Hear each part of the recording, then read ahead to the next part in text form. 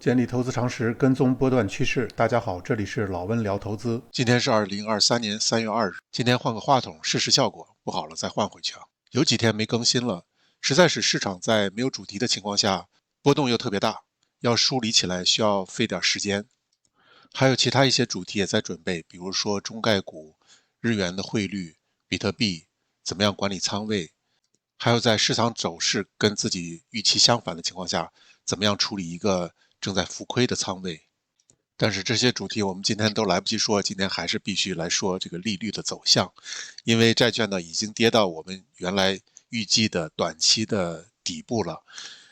关于美联储加息的高度和维持时间的长度呢，又有新的说法，超出了我们原来的预期，所以必须跟进一下利率目前可能的走向。同时，其他的市场机会也可能出现了。有人在说 A 股将迎来一个行情，中概股呢今天也大涨。对于主要持有债券的人呢，一方面看着自己的净值在往下走，另外一方面看着别人的股票在往上涨，这个心情肯定是不好的。那就要持续不断的梳理市场逻辑，抬头看看路，决定一下现在是不是要跳槽，同时呢，做一下心理建设。这就是我所理解的投资过程。当行情没有按照我们预想的方向走的时候，也正是时机让我们去学习一下别的可能的投资方法，所谓的完善和建立我们的投资体系。当然也不能漫无目的的去学去看。我的经验和建议呢，是要用交易的角度，带着3个问题去学或跟踪市场。一个呢就是仓位，我用多大的仓位来使用你这个方法，或者是做你这个推荐的交易。第二个时间，这个交易的时间长度是多少？最后一个呢，就是如果出现跟自己期望值相反的极端的情况，我有没有办法去处理？我们今天在讨论关于利率走向的时候呢，也会带着这3个问题去思考。最后，我还是建议大家在持有债券的同时呢，要做波段操作。我也会介绍几个波段操作的原来没有说过的工具和方法。最近关于美联储加息的终端利率和持续时间有很多新的说法和讨论，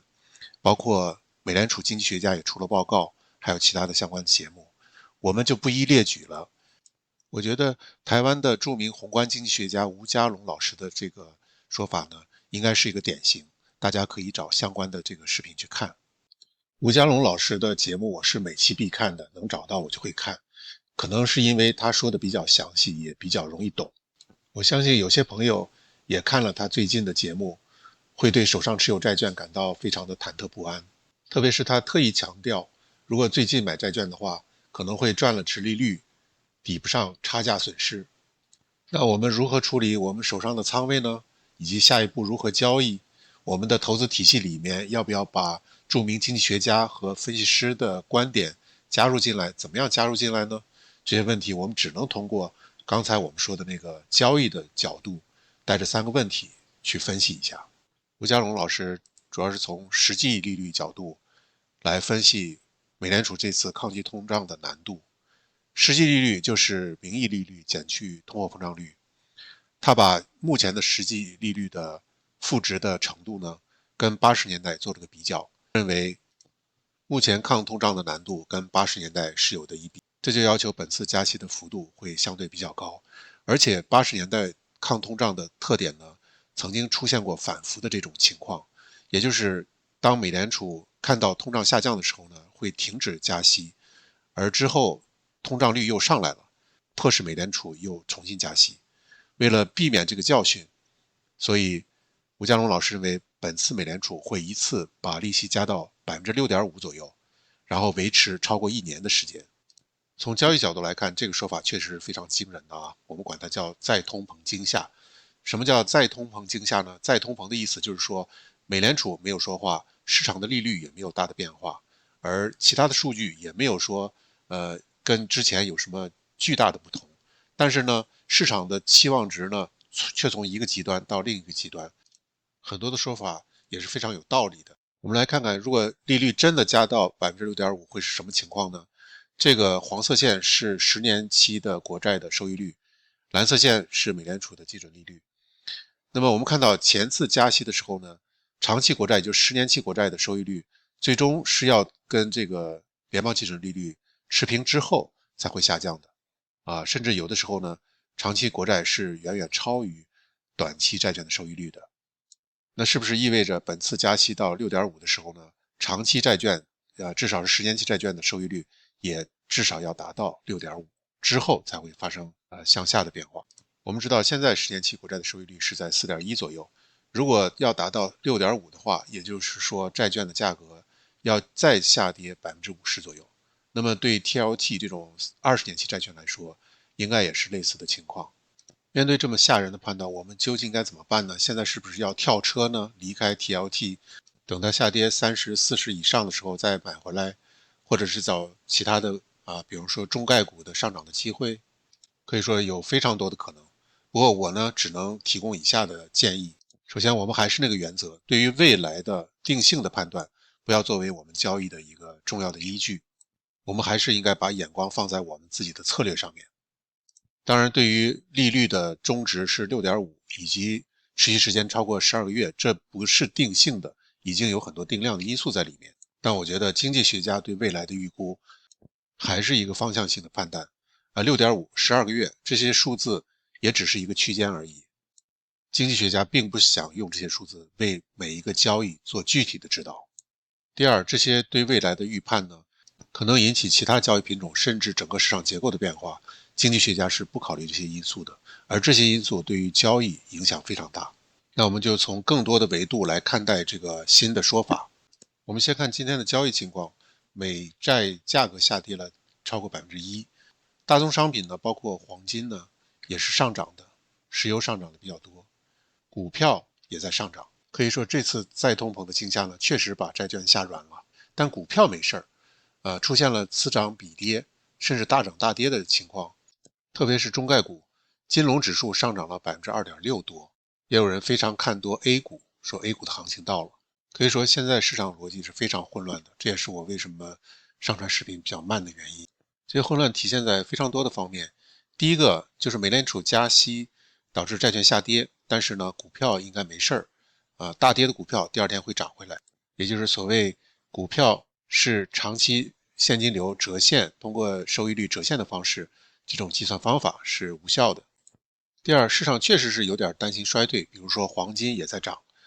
还有抗衰退的一些股票，分红率比较高的，例如能源类股和一些零售类股。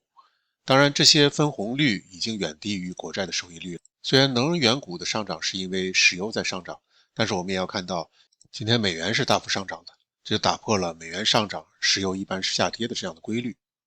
那么就凸显了另外一个动能，中国的经济的复苏可以无视于美元的上涨，这也突破了之前的逻辑。我们也借着这个机会回顾一下中国经济刺激的逻辑。首先，央行放水是对经济下行的一个对冲，它并不是刺激，因为中国呢，它是制造业也就是供给方，不是一个需求方，主要是依靠外贸拉动整个经济的发展。所以呢，通常放水是意味着外贸在疲软境外的需求在下降，就类似于07年、08年经济危机的时候，整个中国4万亿大放水，目的是对冲外贸对中国经济下行带来的冲击。所以这时候呢，通常放水意味着股市下行而不是上行，因为它属于对冲，并不能直接拉动经济增长。但是中国央行放水，长期来看，间接的会拉动整个全球经济的增长，也包括中国股市的在未来的上行。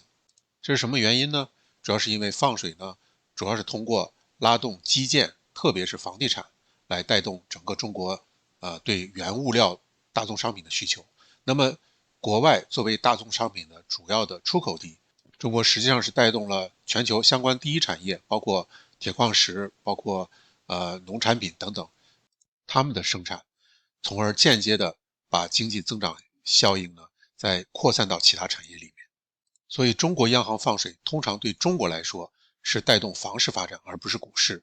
对发达国家来说，新增了流动性和对部分产业的需求。今年中国央行的放水似乎还在重复相似的故事，但实际上有两个非常大的不一样。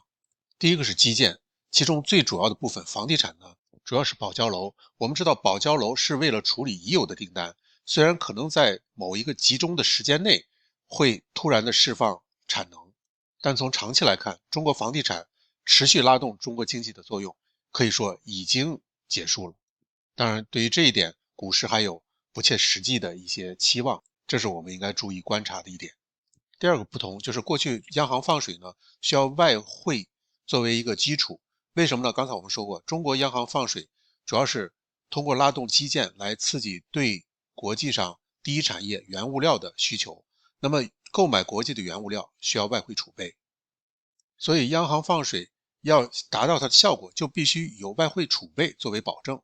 而我们知道，目前中国外贸是一直在下降的，外出也是在不断的减少。同时加上我们刚才说的房地产的拉动作用呢，是一个短期的保交楼的一个作用。那么这次中国央行放水很可能形成的一个结局呢，是境内通货膨胀，而对境外的经济拉动作用并不很持续。这就是我们对目前市场交易逻辑的一个观察。由此我们觉得目前市场各个板块的大幅的波动，主要是因为整个市场在缺乏一个主体叙事的情况下，各炒各的我炒我的，你炒你的，大家谁也不管谁。说白了，各个板块的波动纯粹出于炒作。我们对市场的这个判断有没有道理暂且放下不说，我们用反证法来看待我们现在的交易。如果现在对再通膨的预估是正确的，未来会走到这个极端，那么长期债券再跌 50% 会形成什么样的局面呢？或者说我们换一个角度来看这个问题，也许它并不是一件坏事。这时候我们就提到有一个72规则，也就是任何一个标的它的回报率如果达到每年 7% 左右呢，我们知道长期债券再跌 50%就是在 6.5% 左右的收益率，那么接近 7%。如果是达到 7% 的话，那么这项投资呢，每10年可以翻1倍。对于20年期的债券来讲，我们只要拿在手上，20年以后可以达到初始投资的4倍。假设 TLT 未来再跌 50% 之后呢，有个人拿10万美金去买 TLT， 那么20年之后它会变成40万美金。别忘了，未来20年面对如此鹰派的美联储，通胀率应该不会很高的。所以从10万美金到40万美金这样的增值，对于很多人来讲，他的退休计划应该就变得非常容易了。所以对于这些最差的假设，它究竟是坏事呢还是好事呢？因此看待目前的市场和我们的交易呢，还有2个点可以去把握。一个呢，就是因为刚才说了，整个资本市场呢都在无序的炒作各自的主题，那么也许再通膨惊吓也是一个炒作。通膨本身这个概念呢，也存在去泡沫化的这么一个问题。对于长期债券的价格来说，有可能面临比较大的波幅大跌之后可能会有大涨，大涨之后还会有大跌，直到美联储逐渐清晰化它最终的加息路径。正如我们上次视频所讨论过的，我们认为在6月份之前，这个加息路径的清晰化应该是逐渐可以形成的，因为在6月份之前还有4次 CPI 数据。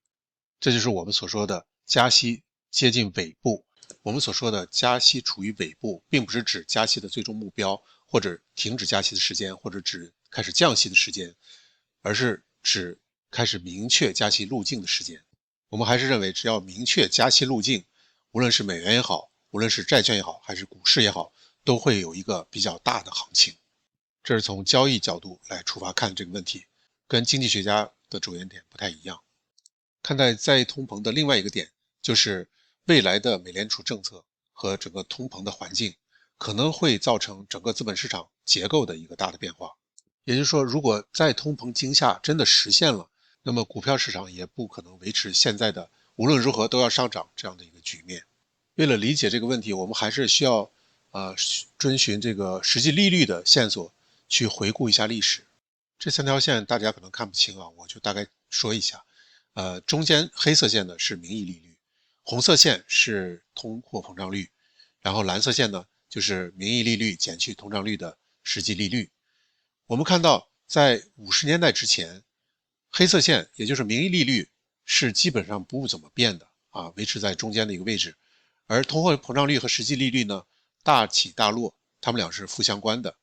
我们理解这其中的一个原因呢，是因为美元跟黄金挂钩。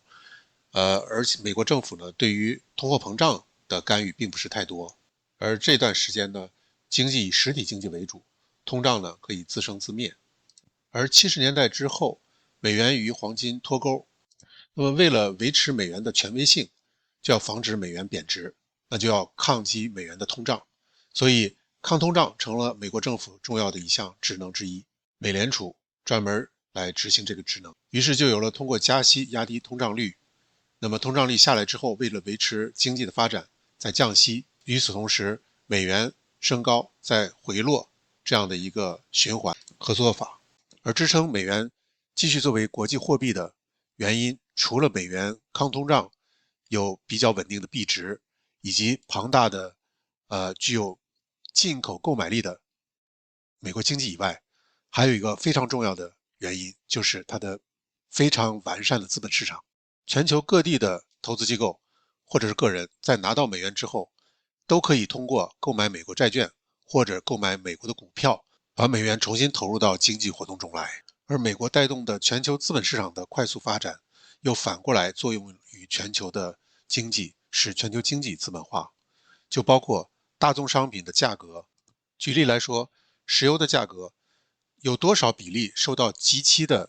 供求的影响呢？也可能现在比例越来越小，更大的比例来自于市场参与者对于预期的反应，那么导致石油可能在短时间内快速上升，那么这个又反过来作用于现货市场，使得价格上升，那么造成了通胀率的上升，整个这个循环资本炒作的作用越来越大。与此相关的有几个数据，我们之前说过，我们再回顾一下。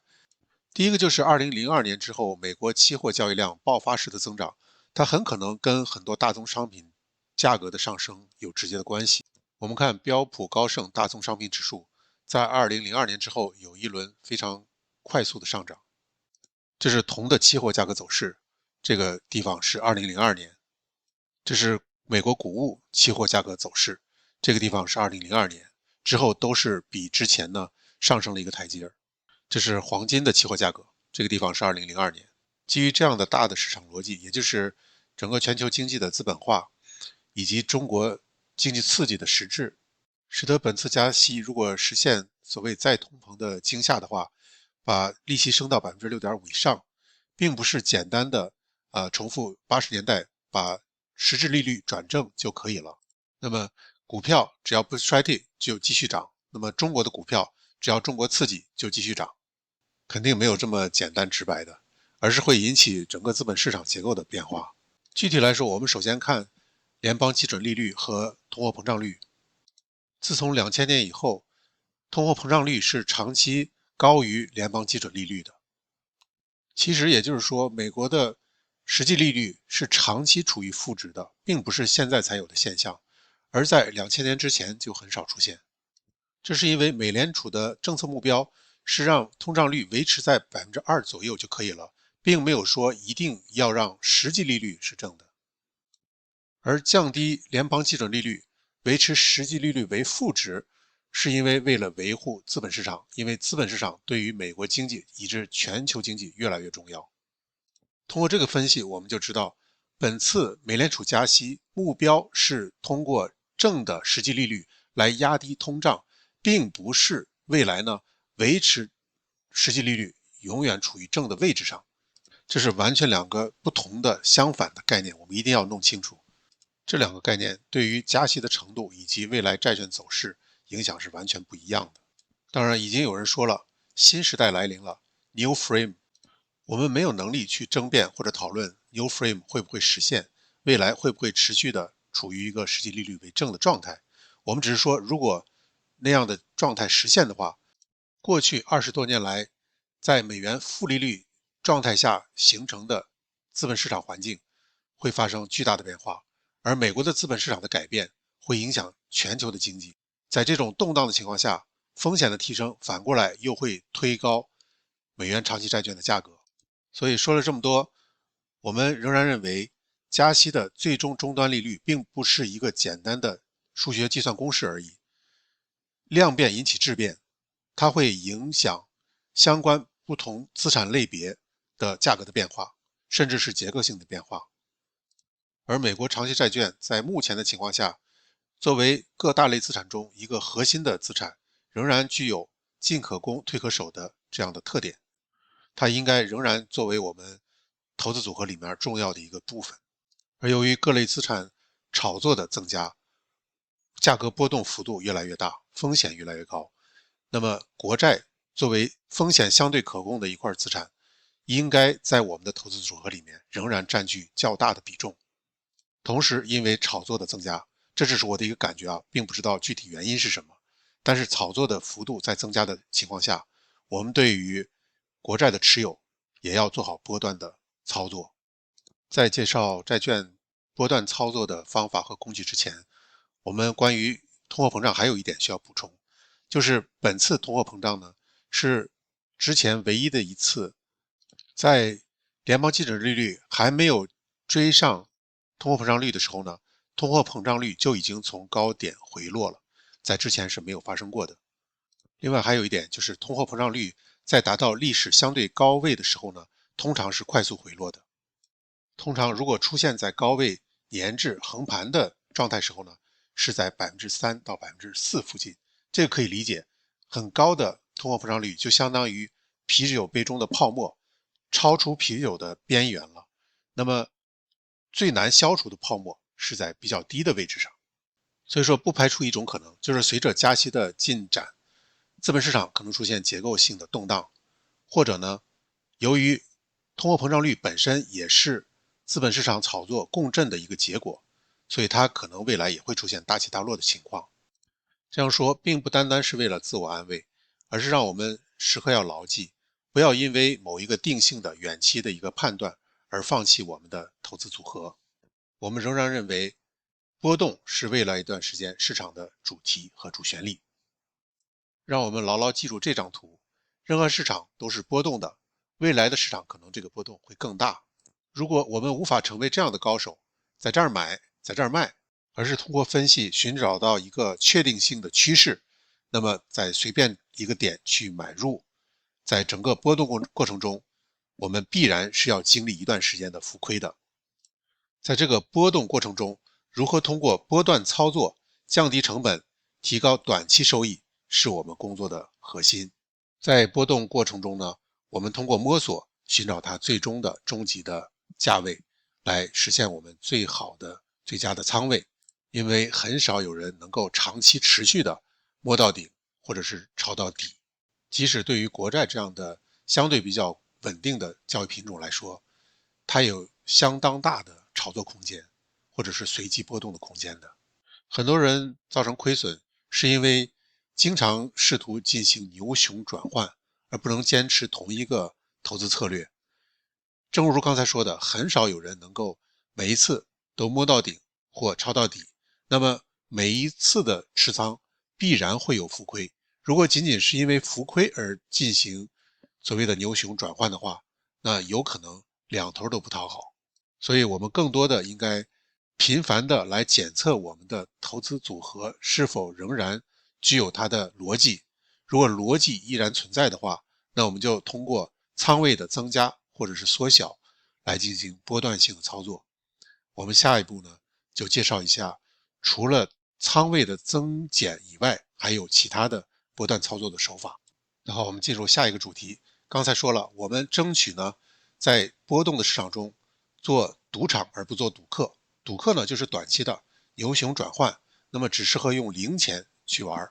那么如果做成赌场呢，我们就是要大仓位啊，你只能做赌场，相当于我们去盖一个楼，然后去申请这个赌场的执照，整个过程会有很多的波折，但是在波折过程中呢，我们要不断的完善它，而不是随时准备放弃。所以说，除非经济学家给我另外一个标的，就是说这个标的呢，比持有现金好，比持有国债也好，那么同时还可以容纳非常大的仓位。如果有这样的标的的话，我会果断的放弃国债。但是如果没有这样的标的，我只能把相当大的仓位放在国债里面。当然，这个所谓相当大的额度，并不是用完全部的这个预算。我现在持有大概15%的TLT，因为有杠杆的作用，所以实际的持有量呢，应该是在整个仓位的20%多。预留的额度就是为了波段操作，以及到真正触底时加仓。涉及到两个办法，第一个办法就是用替代标的，在主要持仓的价格区间和仓位之内进行波段操作。具体到 TLT 上呢，我们就找到一个20年期的国债收益率的 ETF， 就是 IEF， 蓝色线，它的走势跟 TLT 基本上是完全一样的。这样的话，如果 TLT 下一个阶段呢可能会反弹，反弹到一定高度，我们如果认为它还会下跌，那我们就可以卖空卖出 IEF。那么只要卖空的整个的规模呢小于我们主要的持仓位，卖空的价格呢尽量高一些，或者说我们确信是个拐点的时候，我们就可以在始终保持一个仓位的同时呢，能够减少下跌时浮亏的程度。用替代标的操作有2个好处，一个是计算盈亏比较简单，如果我们在一个仓位里面就是直接针对 TLT 进行增减仓位的话，我们会必须把这个盈亏记录下来，才能计算出实际的盈亏，否则在我们的账户里面它是看不出来我们总的盈亏的，它只有一个平均成本的变化，这就会让我们整个交易和心态变得非常复杂。第2个好处就是，如果这个标的处于持续波动过程中呢，我们同时持有做多和做空2个方向的仓位，那么我们总有某一段时间一个仓位是有可能盈利的，那么我们可以把它获利了结，也就是在操作方面呢，心态会更加平滑一些。第2个办法就是当我们到了真正听到降息的声音时候，也就是我们非常确定债券的价格已经下跌到底点的时候呢，我们通过期货可以加杠杆。当然这必须是非常有经验的投资者才能够做的相对风险是非常高的。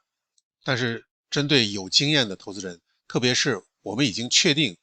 债券价格已经到底部的时候，比如说债券价格到了这个位置这是确定性的底部，假如说这时候就可以买入债券期货，类似于这个 UB这是期货代码。期货有2个特点特别适合于我们这样的交易。第一个特点呢，就是它的时间价值相对非常小，它主要是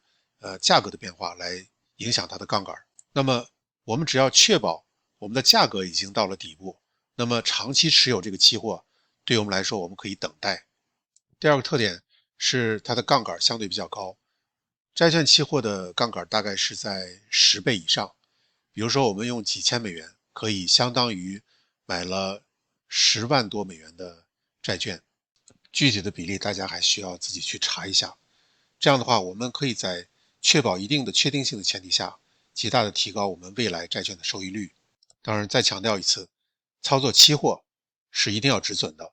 并且需要相当的投资经验。不过这反过来也进一步说明了我们的所谓的投资体系，我们投资过程呢是要不断的去学习的，学习新的品种、新的交易方法。这跟通过技术分析的那种所谓一招鲜吃遍天的那种交易方式是截然不同的。我们要不断的来重温市场，梳理市场逻辑，学习新的关于市场的知识。好了，这是今天的视频，如果方便的话，希望您能够订阅转发，谢谢各位的支持。